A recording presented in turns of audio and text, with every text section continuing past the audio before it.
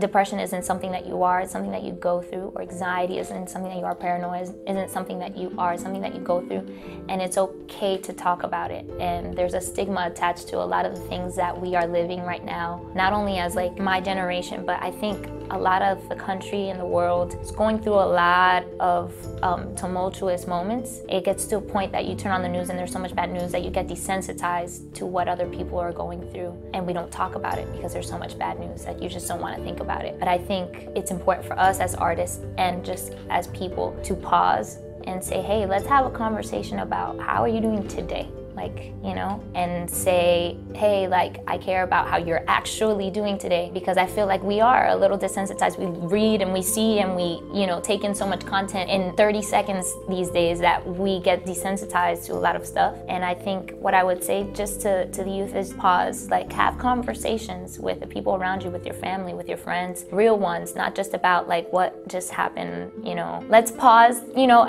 Sometimes we want to get away, but sometimes I think it's really important to talk about things that we're going through in our hearts or in our minds, because the alternative to that is we feel alone and they stay inside. And then, you know, things like Anthony Bourdain, Kate Spade, and, you know, this young girl I heard the other day, 12 years old, una muchacha en Montería, in Colombia, se suicidó because of bullying. And she felt like nobody was listening. And a lot of times it's because we don't want to listen, because there's so much, sometimes we're caught up in our own world, many reasons. But I think we need to pause, like, as a society and start talking about the things that we're not talking about and keeping to ourselves, and care about, you know, the next person next to you too.